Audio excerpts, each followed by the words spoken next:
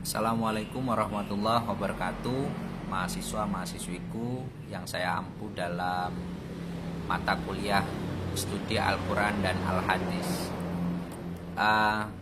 Video ini saya buat karena ada beberapa pertanyaan semester lalu yang saya kira ini masih bisa kita perbincangkan ya, dan masih relevan kita bahas.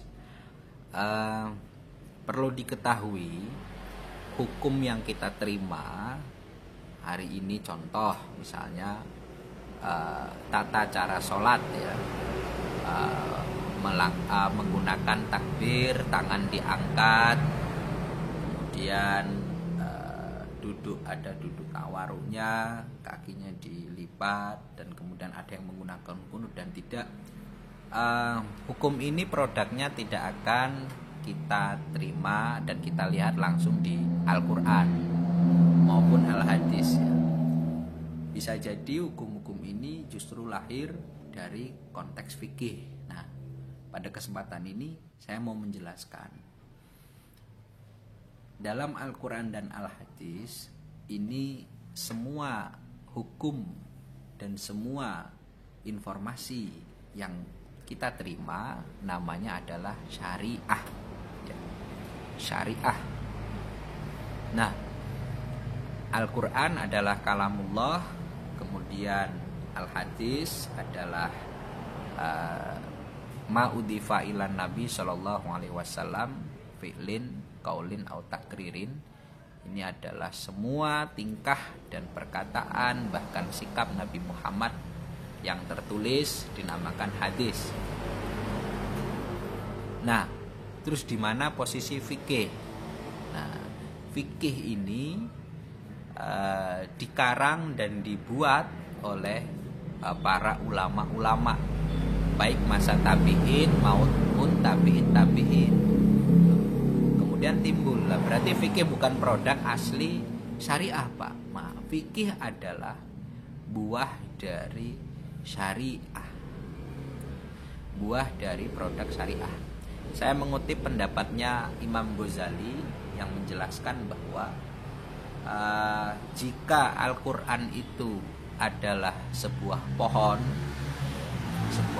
besar, kemudian hadis adalah dahan-dahan dan ranting-rantingnya, maka fikih itu adalah buahnya. Misalnya kita pohon apel ya, pohon apel besar, ini Al-Quran. Dia punya akar, dia punya dahan, dia punya daun ya. Dahan-dahan tadi adalah hadisnya karena membantu ya, hadis ya, membantu sebagai pertumbuhan dari pohon itu. Nah, kemudian fikih adalah buahnya. Kita tahu buah dalam sebuah pohon ini adalah hasil produksi pohon itu sendiri. Apel itu lahirkan dari pohon itu ya. Jadi dimasak bagaimana lahirlah sebuah apel. Nah, apel ini adalah fikih. Al-Quran adalah pohonnya, hadis adalah akar-akarnya dan dahannya.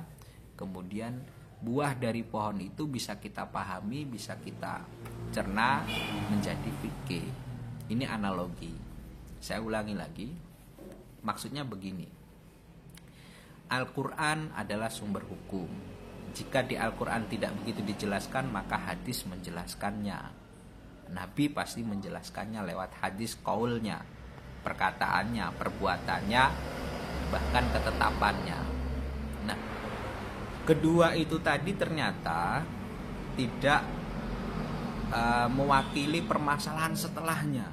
Karena kita tahu ketika Al-Quran hadir, orang bertanya semua tentang Al-Quran ya jelas. Oh, mau nanya tentang suatu hukum ada Nabi. Nah, tapi ketika pasca Nabi Muhammad meninggal, sahabat-sahabat yang bertanya kepada sahabat-sahabat yang alim, yang paham, dan mungkin waktu itu pernah bersinggungan langsung dengan Nabi ya.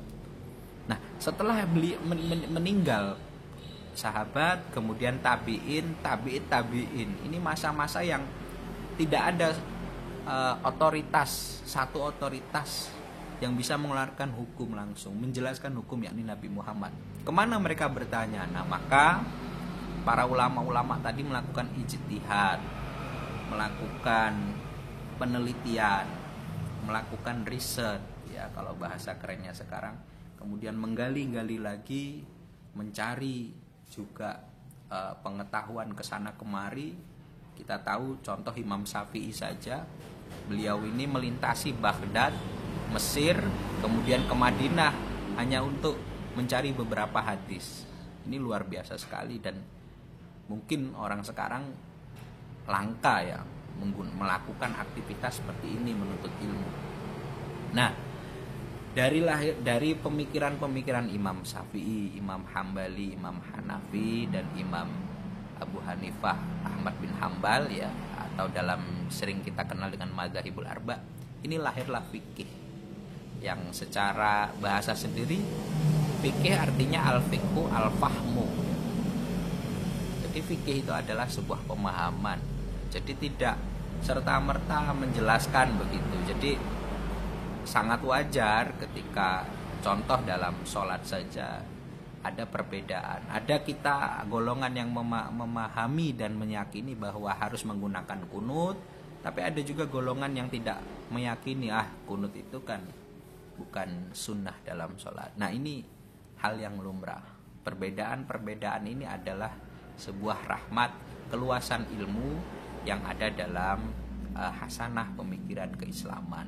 Jadi bisa dibedakan ya, Al-Quran ini adalah sumbernya, Al-Hadis ini penjelas primernya, kemudian fikih ini betul-betul hasil olah pikir alim ulama. Namun, ini yang perlu saya catat, hasil olah pikir alim ulama ini juga tidak serta-merta didasarkan hanya logika saja.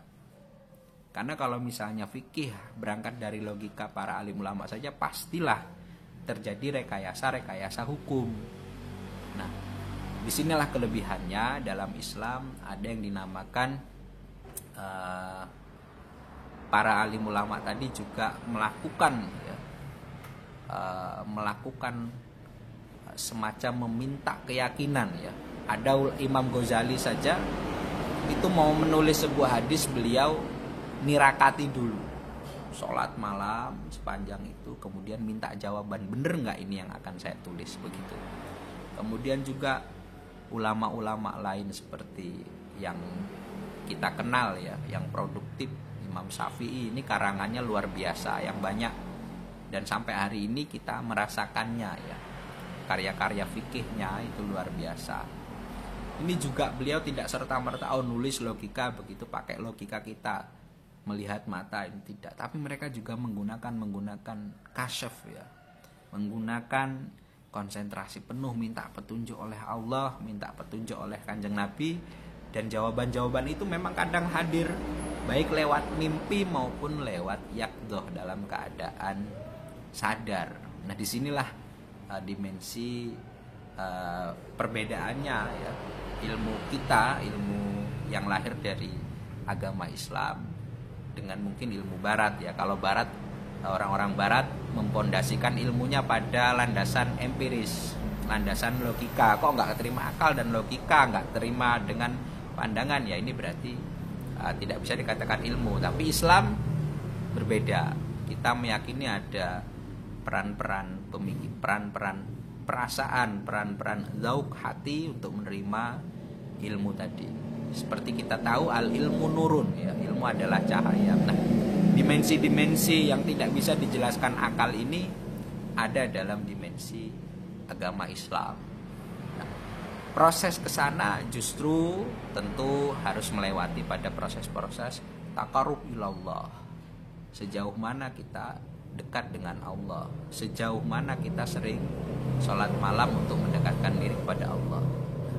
Nah, ini sebetulnya akan dibahas pada konteks ilmu tasawuf ya, karena ini urusan adalah pada mata hati dan mata batin. Saya kira itu, kembali lagi saya ingatkan, Al-Quran dan Al-Hadis ini sebagai produk sumber hukum, kemudian produk dari hukum itu yang dicermati dan dipahami oleh para alim ulama, karena permasalahannya setelah Nabi meninggal itu kan banyak.